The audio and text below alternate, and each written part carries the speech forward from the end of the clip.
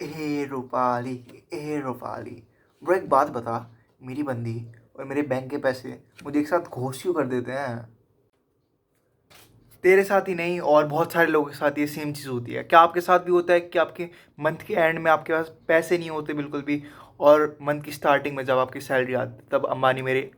आओ बताता हूँ वो सारी मिस्टेक्स जो आप ट्वेंटीज़ में करते हो, इसकी वजह से आपके पैसे नहीं बचते हो, आप ट्वेंटीज़ में इंजॉय नहीं कर पाते। क्योंकि मेरे भाई जवानी तो एक बार चली गई, जवानी वापस नहीं आती।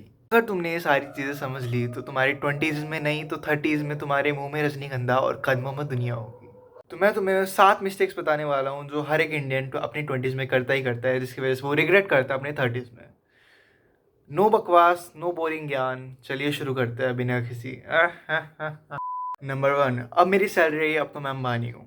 अमेज़ोन के ऑर्डर्स, जोमेटो का खाना, बंदे के साथ डेट, और एक तुम्हारा भिखमंगा दोस्त जो तुम्हें पार्टी मांगने आ जाता है हर महीने। जैसा कि पूरी दुनिया को पता है, हम इंडियंस की आदत ये है कि पैसा आते ही सबसे पहले उसको उड़ाने की। करना क्या है तुम्हें, जब तुम्हारा पैसा आए, जब तुम्हारी सैलरी आए, सपोज करो तुम्हारी सैलरी 1 लाख रुपए है, तो तुम्हारे पैसे आते ही 20% यानी 20,000 रुपीज़ उसमें से अलग निकाल के उसको इन्वेस्ट करके भूल जाओ। इससे तुम्हारा दो काम हो जाएंगे, एक तो इन्वेस्टिंग भी हो जाएगी और ऊपर से तुम ओवर स्पेंड भी नहीं कर पाओगे। Number 2, EMI culture. तुम्हारी सैलरी 20,000 रुपये है, तुम्हें 1.5 लाख का फ़ोन भी चाहिए, तुम्हें अभी चाहिए और तुम EMI ले लेते हो उसके बाद। EMI मतलब लो, पहली बात EMI ट्रैप होता है, और जीरो EMI भी एक ट्रैप है, क्योंकि तुम अपने फ्यूचर की आने वाली इनकम जो है उसको कमिट कर रहे हो एक ऐसी चीज़ पे, एक ऐसी लाइबिलिटी पे जो तुम्हें चुकानी ही पड़ेगी। और जो तुम्हारा फ़ोन है तुम्हारा डेप्रिशिएटिंग एसेट है। डेप्रिशिएटिंग एसेट वो होता है कि तुम्हारी जो फ़ोन की वैल्यू है, तुमने ख़रीदा उसके बाद तुम्हारी फ़ोन की वैल्यू तुम्हारी डाउन हो जाती है। अपनी होती है वो वैल्यू, उसकी वैल्यू बढ़ती नहीं है, उसकी वैल्यू डाउन ही होती है। इसकी वजह से तुम्हारी वो लाइबिलिटी बन जाता है। तुम अपनी सैलरी का कुछ पोर्शन कमिट कर देते हो उसको देने के लिए, EMI भरते रहते हो, फिर तुम EMI ट्रैप में भर जाते हो। फिर तुम बहुत सारी चीज़ें EMI पे ले लेते हो, तुम्हारी EMI चलती रहती है। तुम जॉब छोड़ के कुछ और स्टार्ट भी करना चाहते हो या फिर जॉब चेंज भी करना चाहते हो, कुछ भी करना चाहते हो, तुम कर नहीं पाते क्योंकि तुम EMI की ट्रैप में फंस जाते हो। अगर तुम्हें लगता है कि तुम्हें आईफोन अभी भी चाहिए तो तुम क्या कर सकते हो, या तो 3 महीने पैसे इकट्ठा कर सकते हो और उसे कैश पे ले सकते हो। अगर तुम वेट नहीं कर सकते तो इसका मतलब तुम उसे अफोर्ड नहीं कर सकते। पहले अपनी इनकम पे ध्यान दो। मिस्टेक नंबर 3, अपने नल्ले बेरोजगार दोस्तों की बात सुनना। बार को तुम्हारा बार पर भी तुम्हें अच्छी एडवाइस दे देगा अपने दोस्तों से, उनकी बात कभी मत सुनना।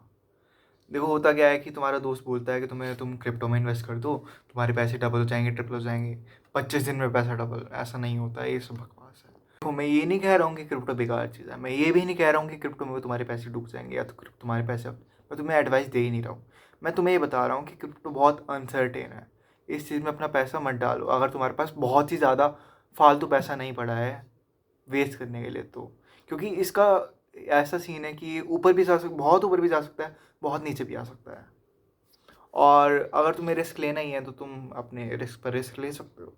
यू माइट फील लाइक कि अगर भाई मैं 2007 में क्रिप्टो में इन्वेस्ट कर देता तो आज मेरे पे करोड़ों रुपए, अरबों रुपए पड़े होते, आई एम बिलियनर, मैं बिलियनर होता। जबकि द रीज़न इज़ कि अगर तुम 2007 में क्रिप्टो में इन्वेस्ट कर भी देते तो 2014 के टाइम जब वो डबल हुआ तुम तभी उसे बेचते थे, या तो फिर तुम इसे 2007 में इन्वेस्ट करके भूल जाते।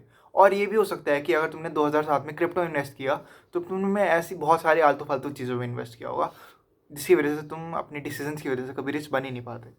कभी भी फाइनेंस के बारे में अपने फ्रेंड्स की एडवाइस मत लेना अनटिल एंड अनलेस वो अच्छी फाइनेंशियल पोजीशन पे हो, और या फिर उन्हें नॉलेज हो, डीप नॉलेज हो about finance. Mistake number 4, zero investing. भाई बहुत टाइम है, बाद में देख लेंगे, अभी तो EMI चल रही है, फुल मज़े करेंगे, गोवा जाएंगे। इंश्योरेंस, अभी तो मैं यंग हूँ, मैं मरने थोड़ी वाला हूँ, क्या बात कर रहा है तू? इंश्योरेंस लूँगा मैं। This is the exact reason why you are going broke.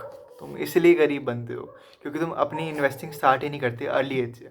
अगर तुम अपनी 20s में अपनी इन्वेस्टिंग स्टार्ट कर दोगे विद मिनिमम 500 रुपीज़, अगर तुम 500 रुपये महीने से भी अपनी SIP, अपनी इन्वेस्टमेंट स्टार्ट कर देते हो तो तुम्हें फ्यूचर में कंपाउंडिंग बहुत अनएक्सपेक्टेड रिजल्ट देती है।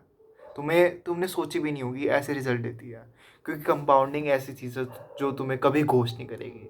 और ज़रा तुम्हें कंपाउंडिंग की पावर समझा देता हूँ। मान लो तुम्हारे पास दो ऑप्शन है।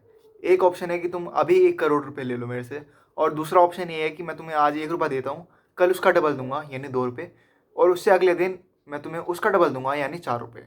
तो बताओ कि तुम 1 महीने बाद कितने पैसे लेना चाहोगे?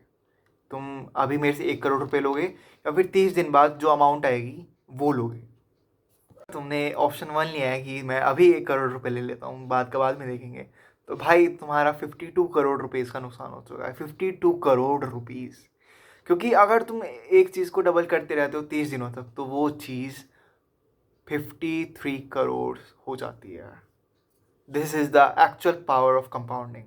कॉन्ग्रेचुलेशंस, आप 52 करोड़ रुपीज़ हार चुके हैं। Mistake number 5, showing lifestyle. Your lifestyle is hotter than your bank balance. क्या सोच रहे थे? इमेजिन करो तुम हो गोवा में, तुम्हारी जेब में आईफोन, तुम्हारे पैरों में एयर जॉर्डन, तुम्हारी दूसरा हाथ में स्टारबक्स की कॉफ़ी। इमेजिन ही करना था, वहाँ पे जाना नहीं था। मोस्ट ऑफ द पीपल यही गलती करते हैं कि वो ओवर स्पेंड करते हैं, वो अपनी लाइफस्टाइल को इतना अच्छा कर लेते हैं कि उनका जो पैसा है उनके पास रहता ही नहीं है। This is the exact reason and the biggest mistake you made in your 20s।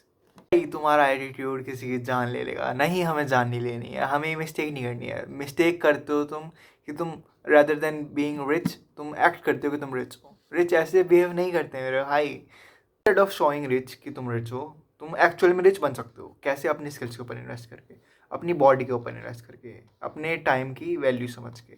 अगर तुम ये चीज़ें करके अपने ऊपर इन्वेस्ट करते हो तो तुम्हें फ्यूचर में बहुत अच्छे रिजल्ट मिलेंगे। मैं तुम्हें बता नहीं सकता, ये कंपाउंडिंग से भी ऊपर रिजल्ट तुम्हें देगा।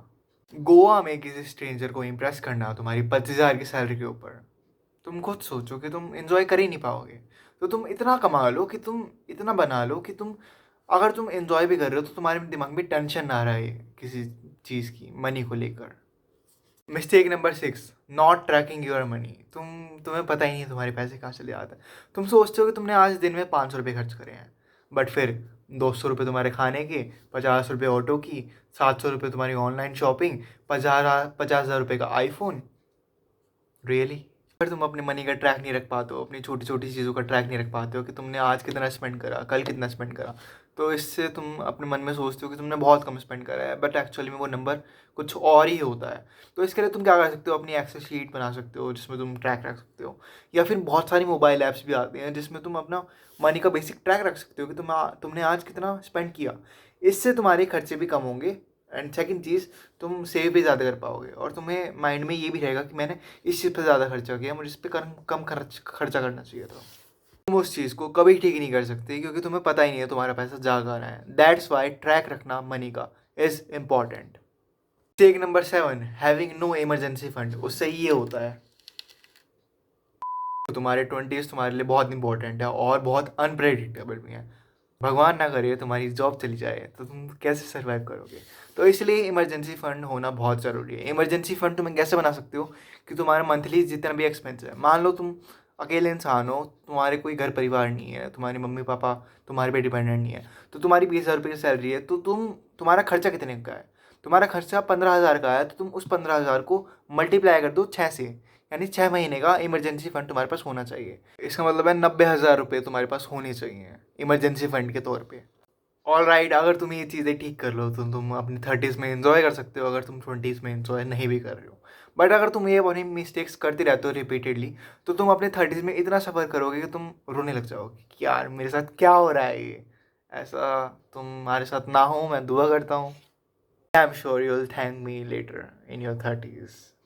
तुम्हें वीडियो पसंद आई हो, या फिर थोड़ी सी भी नॉलेज मिली हो, या फिर कुछ भी यार तुम्हें पसंद तो आई होगी, तो तुम उसको वीडियो को लाइक कर सकते हो, सब्सक्राइब कर सकते हो, और स्टे ट्यून। मिलते हैं फिर नेक्स्ट वीडियो में।